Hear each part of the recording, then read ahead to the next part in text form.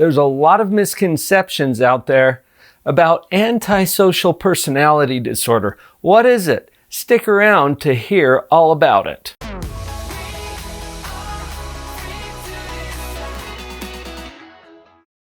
I think one of the most common misconceptions is that antisocial means shy or introverted or withdrawn. That's not what it means. You might have heard an old term, psychopath. That was a term that was coined to refer to what we call antisocial personality disorder. To understand this, the diagnostic system in psychology is broken into different axes. Axis 1 is where most of the psychological disorders are listed. We're not getting into all of that today. Axis 2 is the personality disorders, as well as some other pervasive developmental disorders like autism. Personality disorders have to do with the way we impact or affect other people.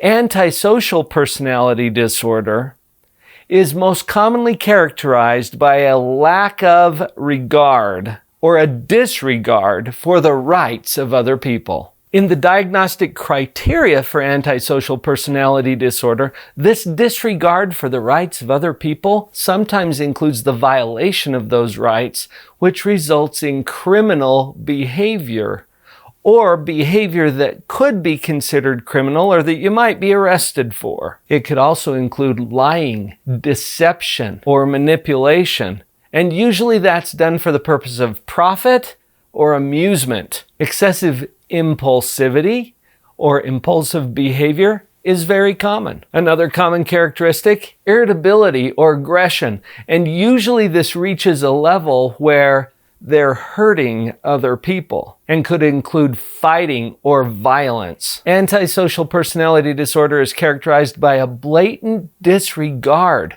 for personal safety or the safety of other people. Irresponsibility is a common hallmark of antisocial personality disorder. And finally, a lack of remorse for all of those actions. Sounds like somebody you want to know or hang out with? This is pretty serious stuff. There's other criteria that need to be considered in order for someone to actually receive a diagnosis of antisocial personality disorder. For example, this behavior has to be present when they're younger than the age of 15, but you cannot diagnose it until they're at least 18.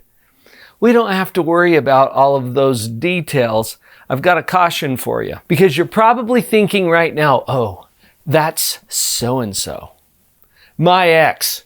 Oh yeah, that's him for sure. Somebody in your family, somebody that you work with. We have to be really careful about misdiagnosing or self-diagnosing this condition. There's a lot of stigmas attached to it.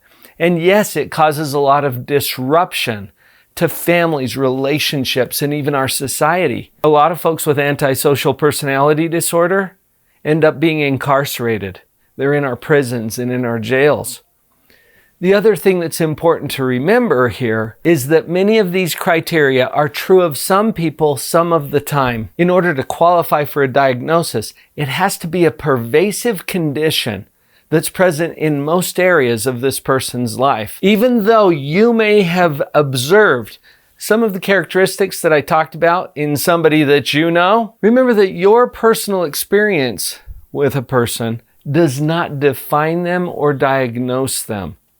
So be careful with the information that I've shared with you today and be really hesitant to attach that label to someone. I hope that you found that information helpful. We got a little psychological here today. I want you to understand the terms that are being thrown around. If you've enjoyed this video or found benefit from it, would you please share this with someone else? I saw her standing in the street alone. Her head was down, face locked onto